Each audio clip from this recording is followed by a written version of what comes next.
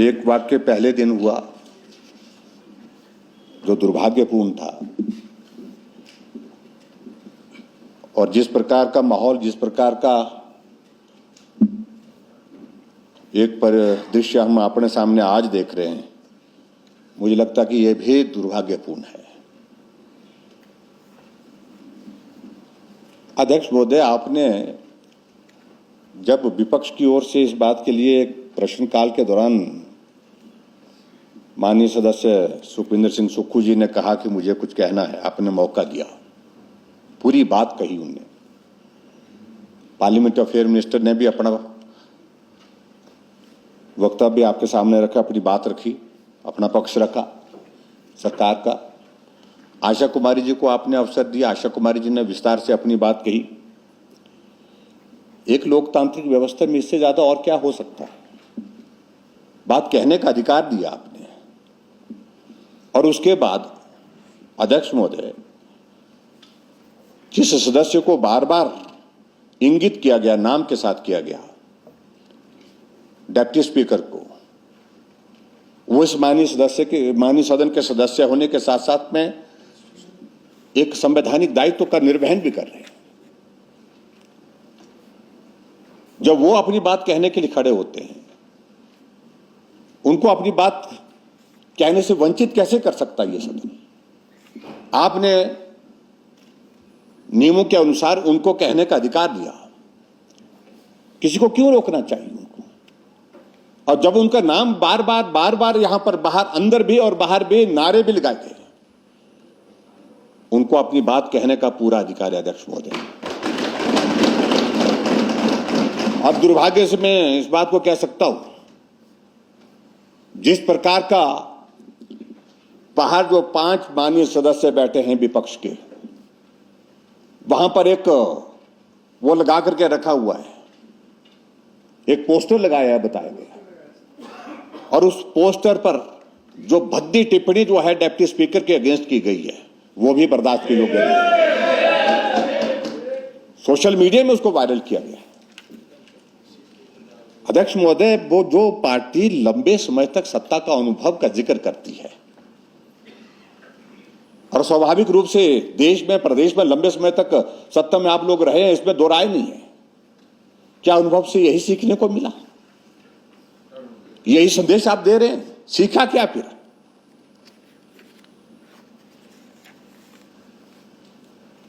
जिस दिन पहला दिन था, एक व्यवस्था के अनुसार माननीय राज्यपाल महोदय अपने संवैधानिक दायित्व का निर्वहन करने के लिए अभिभाषण प्रस्तुत करने के लिए सामान्य सदन में पहुंचे। अब अभिभाषण शुरू किया। अभिभाषण शुरू करने के बाद अभी उन्होंने अपना अभिभाषण समाप्त नहीं किया था, उससे पहले ही विपक्ष के नेता खड़े होकर के उनको टोकने के लिए अपनी बात कहने लगे। योजना तो वहां पहले बनी हुई थी, करना क्या है? ये कुछ को मालूम था, कुछ को मालूम नहीं था, और ये सारी बातें आप मत करिए। ये हकीकत, ये सच्चाई है। ये परिस्थिति अध्यक्ष महोदय उस सूरत में आती है जब आदमी के पास शब्द नहीं रहते हैं, बोलने की स्थिति में नहीं रहता आदमी, लोकतांत्रिक व्यवस्था में उसकी आस्था विश्वास समाप्त हो जाता है, तब वो हाथ चलाने लगता है। लेकिन हाथ जिस प्रकार से चलाने की कोशिशें हुई उस दिन, वो सारा नजारा जो है वो एक नहीं है, अनेकों कैमरे में कैद है। एक एक आदमी को देखा गया कौन क्या कर रहा था। यही तुम्हें अध्यक्ष महोदय,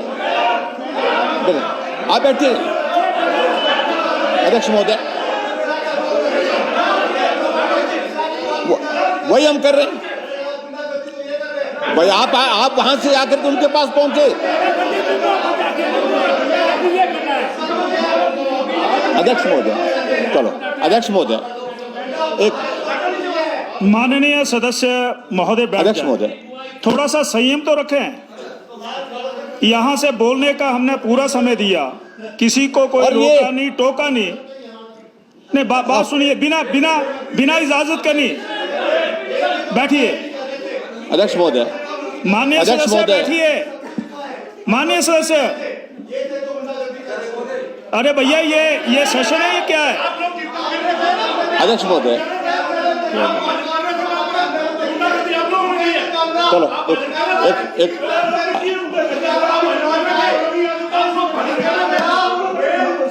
माननीय मुख्यमंत्री जी, अध्यक्ष महोदय,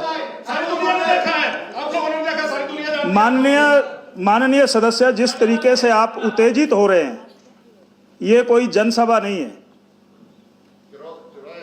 सुखविंदर सिंह सुक्खू जी ने प्रश्नकाल शुरू होने से पहले कहा और मैंने इनको इजाजत दी। माननीय सदस्य आशा जी ने विस्तार से बात रखी, यहां से सुरेश भारद्वाज जी ने बात रखी। विक्रमादित्य जी, ये आप जैसे सदस्य के लिए शोभा नहीं देता। बैठिए, बैठिए प्लीज, सुनिए। मेरे सीनियर सदस्यों से भी निवेदन है, इनको समझाएं। बैठे बैठे बैठिए आप, ठीक नहीं है ये। प्लीज आप मेरे से बात करें, आप इनके साथ उलझ रहे हैं। आप बैठिए, नियमों के तहत ही ये सत्र चलेगा, नियमों के तहत चलेगा। जब मैंने आपको इजाजत ही नहीं दी, प्लीज बैठिए, बैठिए आप, बैठिए। माननीय सदस्य महोदय। अध्यक्ष महोदय, मुझे समझ में नहीं आ रहा है आपके उनसे बोलने से क्या कि आपकी गलती करतूतें छुप जाएंगी क्या? इस बात को समझने की कोशिश करें। करतूत शब्द ऐसा नहीं है कि जो अनपार्लियामेंट्री है, जो मैं इसको रिप्लेस करता हूं। अच्छा, इसको मैं रिप्लेस करता हूं कारनामे से। चलो अध्यक्ष महोदय, आज ये शब्द ये माननीय सदस्य सुखविंदर सुक्खू जी ने बोला और उन्होंने इतना तो स्वीकार किया कि दुखद घटना हुई है। इतना गरमाना कि भाई गलती हुई है, ये आपके जो है एकदम सब कॉन्शियस में जो पीछे जो हकीकत छुपी हुई है वो निकल आई है, सच्चाई निकली। नहीं, मुझे अपनी बात कहने दीजिए ना। जब आप बात कह रहे थे, सुनिए अध्यक्ष महोदय, सुने। ये अध्यक्ष महोदय, ये माननीय सदन नियमों के अनुसार चलता है और जहां तक रही महामहिम राज्यपाल अभिभाषण को पूरा पढ़ने या अधूरा पढ़ने के लिए, इसके लिए राज्यपाल महोदय जी को कहीं भी सत्ता पक्ष या विपक्ष से अनुमति लेने की आवश्यकता नहीं होती है। देश की एक नहीं अनेकों विधानसभा में ये आज से पहले भी हुआ है और इस प्रकार से इस माननीय सदन में भी हुआ है। इस बात को आप क्यों इसको मुद्दा बनाने की कोशिश कर रहे हैं? अभिभाषण अगर वो पढ़ करके पूरा नहीं सुनाए, आपको अभिभाषण तो दिया है ना, पढ़ करके सुना। आप तो उसको पढ़ सकते हैं क्या? आपको अब पढ़ने की परिस्थिति थी आपकी क्या? दूसरा अध्यक्ष महोदय, इंटेंशन उसी दिन से लग रही थी। एक माननीय सदस्य जो है यहां पर प्रस्तुत नहीं है, बाहर धरने पर बैठे हैं। शक्ल से तो ऐसे लगते हैं कि इनसे सिर्फ कोई आदमी ही नहीं है। नहीं, मतलब सज्जन पुरुष लगते हैं। नहीं, चलो मैं नाम थोड़ी मैंने नाम लिया क्या? मैं नाम लिया किसी का? मैं नाम नहीं लिया। अच्छा अध्यक्ष महोदय, फिर क्या हुआ? और यहां क्या ये इस तरह की व्यवस्था है कि राज्यपाल के अभिभाषण वाले दिन आप काम रोको प्रस्ताव का नोटिस देंगे? ये परंपरा रही है सदन में कभी क्या? कभी नहीं, देश में नहीं हुआ ये जो आप लोगों ने उस दिन किया। नियम शासन के तहत जो है काम रोको प्रस्ताव के नोटिस दे दिया उस दिन, जिस दिन राज्यपाल महोदय का अभिभाषण देना था। और राज्यपाल महोदय के अभिभाषण के बाद आपके पास 4 दिन चर्चा के लिए, जहां पर आप अपनी बात कह सकते हैं, दमदार तरीके से कह सकते हैं, जो आपको लगता है वो कह सकते हैं। जो भी मुद्दा उठाना है उसमें चाहे जिक्र है तो नहीं है, लेकिन राज्यपाल महोदय के अभिभाषण में जब चर्चा होती है तो माननीय सदस्य अपनी खुलकर के बात कहने के लिए अधिकार रखते हैं, कहते हैं। अध्यक्ष महोदय, अगर ये नारे हमारे खिलाफ लगे होते हैं, हमारे खिलाफ हमारी गाड़ी के ऊपर चढ़े होते, हमारी गाड़ी तोड़ी होती, कोई भी समस्या नहीं होती उसमें। हम लोग उसके लिए जिंदाबाद सुनने, मुर्दाबाद सुनने के लिए तैयार भी होते हैं। लेकिन अध्यक्ष महोदय, एक संवैधानिक पद पर अपने दायित्व का निर्वहन करने के लिए राज्यपाल महोदय जी यहां विधानसभा के जो है परिसर में आते हैं, वहां उनका रास्ता रोक दिया जाए, रास्ता रोक दिया नारियल गाने के लिए, फिर भी हमको नारियल गाने थे आप लोगों ने, उसमें भी हमको कोई हम यही मान करके चल रहे थे आप नारियल लगाते रहेंगे और राज्यपाल महोदय जी अपने रास्ते से जो है वो वापिस चले जाएंगे, राजभवन चले जाएंगे। हम ये मान करके चल, हालांकि वो भी अभद्र तरीका था नारियल गाना भी, लेकिन हम ये मान करके चल रहे थे कि देवभूमि हिमाचल प्रदेश में ऐसी परिस्थिति तो कभी कल्पना कर ही नहीं सकता कोई आदमी। जब कोई आदमी जो है, जब विपक्ष के लोग जो है राज्यपाल महोदय का रास्ता रोक करके खड़े हो गए और नहीं करते, अब संवैधानिक आपके लिए पद का कोई गरिमा है, वो आपके लिए शायद विषय कोई है नहीं, कम से कम उम्र तो देखते आप लोग, उनकी आयु तो देखते आप, और अब बुजुर्गों के प्रति सम्मान कितना आप लोगों का है ये भी देखने को मिला है। और उसके बाद अध्यक्ष महोदय जब वहां से जब रास्ता नहीं छोड़ा महामहिम राज्यपाल के जो एडीसी थे, उन्होंने उनका रास्ता साइड से निकालने, उन्होंने सोचा यहां से चले जाएंगे कोई बात नहीं है, यहां नारे लगाते रहे हमें कोई दिक्कत नहीं। जब साइड से निकलने लगे तो रास्ता बंद कर दिया, यूं फैल गए। और हमने अपनी आंखों से देखा है धक्का किसी ने दिए हैं, एडीसी गवर्नर के साथ कौन उलझा है। उनका परम दायित्व उस वक्त सबसे महत्वपूर्ण दायित्व था राज्यपाल महोदय की सुरक्षा, एडीसी का दायित्व वो था, और उनके ऊपर हाथ चलाने की कोशिश हुई, उनको धक्का देने की कोशिश हुई, यह किया हुआ वो मैंने मुकेश को कहा, मैंने कहा मेहरबानी करके ये तो मत करिए, मैंने ये वहां उस वक्त कहा मैं मेहरबानी करके, बाकी कुछ भी आपने नारे लगाते रहे लेकिन ये तो मत करिए। और अध्यक्ष महोदय कम से कम 10 बार तो मैंने ही राज्यपाल महोदय जी को पीछे खड़े होकर के सहारा दिया है, पूरा जो प्रोटेक्शन का हम साथ ही थे, कोशिश की हमने, मुझे यही लग रहा था कि कुछ ऐसी घटना घटित हो जाए। और ऐसे में अध्यक्ष महोदय जब आगे बढ़ करके कोशिश करते हैं, राज्यपाल महोदय जी अपनी गाड़ी में बैठने की कोशिश करते हैं तो उनकी खिड़की तोड़ने की कोशिश की, यहां तक कि उनको कोशिश ये हुई कि उनके एडीसी ने बिल्कुल रास्ता इस तरह से, जब अंदर बैठते हुए इस तरह से उनको कवर दिया, कोशिश तो ये थी कि उनको भी घसीट करके बाहर निकालने की थी। ये हालत थी मनसा जी, ये करना था आप लोगों ने। फिर जब गाड़ी अध्यक्ष महोदय और ये भी हुआ जब गाड़ी की खिड़की बंद हो गई, हम भी वहीं थे, हम नहीं दूर थे। जब गाड़ी की खिड़की बंद हो गई तो गाड़ी की खिड़की को भी खोलने की कोशिश की गई, ये भी प्रयत्न किए गए। और उसके बाद अध्यक्ष महोदय दुख तो मुझे इस बात का है, जब विपक्ष के नेता गाड़ी के आगे जाकर के इस तरह से उसको बैंग करने लग पड़े, हमको ये तमाशा हो गया। अध्यक्ष महोदय मैं इस बात से सहमत हूं कि इस माननीय सदन के सभी सदस्यों का एक जो है वो चुने हुए प्रतिनिधि हैं, चुने हुए प्रतिनिधि के नाते उनकी एक भूमिका है और उस दृष्टि से, लेकिन अध्यक्ष महोदय ये इस बात को हमको मानना पड़ेगा, चाहे विधायक है, चाहे मंत्री है, चाहे कोई भी है, चाहे विपक्ष का नेता है, कानून से ऊपर कोई नहीं है। कानून को अपने हाथ में लेकर के जिस प्रकार से, और फिर बाद में जब राज्यपाल महोदय वहां से चले गए तो उसके बाद नारे लगाते रहे, भाग गया राज्यपाल, भाग गई। क्या भाषा है ये रिकॉर्डेड है वो जाकर के आप देखिए, सुनिए उसको। सारे परिवार के सदस्य यहां पहुंचे हुए थे इस माननीय सदन में उस कार्यवाही को देखने के लिए, लज्जित होकर के गए परिवार के लोग, यूं उनका चेहरा यहां स्पीकर साहब के चैम्बर में थे, जब उनने वो सारा नजारा देखा सहमे होते परिवार के लोग, बच्चे रो रहे थे, ये हालत होती, समझ में नहीं आती ये क्या हुआ। और अध्यक्ष महोदय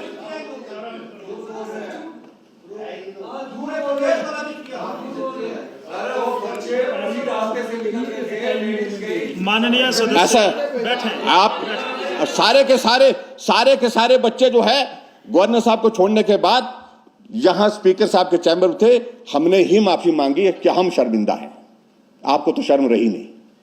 और हम इस बात को लेकर के राज्यपाल महोदय जी के पास भी गए, सारे कैबिनेट के मंत्री भी हमारे साथ गए, हमने कहा कि आज की घटना के लिए माफ कर दीजिए, हम शर्मिंदा हैं। आप लोगों को शर्म आई नहीं आई मुझे नहीं मालूम, लेकिन हमेशा हम शर्मिंदा हैं क्योंकि देवभूमि में ऐसी घटना उस स्थान पर हुई है जो विधानसभा का पवित्र जो है हमारा परिसर है उसमें वहां पर उस स्थान पर घटना हुई है और हिमाचल प्रदेश के राज्यपाल महोदय के साथ हुई है। इससे शर्मिंदा होने के लिए जो इससे बड़ी बात हमारे लिए शर्मिंदा होने की कोई और नहीं हो सकती है अध्यक्ष महोदय। इसलिए मैं कहना चाहता हूं कोई गुंजाइश नहीं आपको तरफ जो अपना पर्दा इनके ऊपर से पर्दा उठ गया है और पर्दा उठने के बाद ये परिस्थिति इनके बन के ये हालात बन गया कि उस पर और पर्दा डालने की कोशिश करे और ऊपर से झूठ बोलने की कोशिश करे। मेहरबानी करके जो सच्चाई है वो हकीकत है वो दुनिया ने देखी है, पूरे दुनिया ने देखा उस सारी चीज को। और हमें प्रदेश के अंदर से तो लोगों के फोन आए लेकिन प्रदेश के बाहर से भी लोगों के फोन आए कि ये दुर्भाग्यपूर्ण घटना है और संवैधानिक व्यवस्थाओं को तहस नहस करने की कोशिश हुई है। ऐसी परिस्थिति में कार्रवाई होनी चाहिए। अध्यक्ष महोदय, कानून के मुताबिक जो कार्रवाई करनी है वो आपने करने की बात कही है। मैं उसमें ज्यादा आपने एक निर्णय लिया है क्योंकि परिसर इस परिसर में आप इस परिसर के जो है वो मालिक है, आप अध्यक्ष हैं। अध्यक्ष होने के नाते जो है ये दायित्व जो है आपके ऊपर है कि भाई ऐसी घटना अगर घटित होती है तो उसमें क्या कार्रवाई होनी चाहिए। उन सारी चीजों को लेकर के मुझे कुछ नहीं कहना है, मैं सिर्फ इतना ही कहना चाहता हूं। आज फिर से अध्यक्ष महोदय, जब विपक्ष के माननीय सदस्य बाहर बैठे, आप बाहर क्या कर रहे हैं मुझे नहीं मालूम, लेकिन अंदर बैठ करके जो हम देख रहे हैं अपनी आंखों के सामने, हमारे डिप्टी स्पीकर की सीट वहां पर होती है, एक निर्धारित स्थान है वो, और आप क्या मान करके चल रहे हैं कि यहां वो अकेले हैं? ये पूरा दल, पूरी सरकार साथ है उनके, और वो आप क्या चाहते हैं कि भाई उनके पास जाकर के उनको धमका सकते हैं? ये बातें मुझे लगता है ये उचित नहीं है। अपनी बात उन्होंने कही है, आखिरकार क्या करते उस स्थिति में? और अध्यक्ष महोदय, मैं उन बातों में जाना नहीं चाहता हूं। बातें निकलते निकलते बहुत दूर तक जाती हैं और मुझे आज बहुत माननीय सदस्य जो हमारे नए सदस्य हैं यहाँ पर, विक्रमादित्य जी, उनके व्यवहार पर मुझे बहुत सख्त आपत्ति है। जिस प्रकार से उन्होंने आज यहाँ इस माननीय सदन में जाकर के डिप्टी स्पीकर के बिल्कुल नजदीक जाकर के यूं किया है, तो स्वाभाविक रूप से आप गाली देंगे तो दूसरा आदमी आपका अभिनंदन करेगा, स्वागत करेगा, क्या तो कोई होगा? ये नहीं होना चाहिए था। इससे मालूम पड़ता है कि मंशा उधर क्या चल रही है, इनका तौर तरीका क्या होने वाला आने वाले समय में। अध्यक्ष महोदय, हम यहां हैं। विपक्ष को कोई आपत्ति है, कोई आप लोगों को लगता है कि अपनी बात कहनी है, हम जवाब देने के लिए तैयार हैं और हम हर तरह का सामना करने के लिए भी तैयार हैं। लड़ना है तो यहां लड़िए। एक राज्यपाल महोदय के ऊपर जो है इस प्रकार से हमला करके उनकी गाड़ी को तोड़ने की कोशिश करेंगे, ये बर्दाश्त के काबिल नहीं है अध्यक्ष महोदय।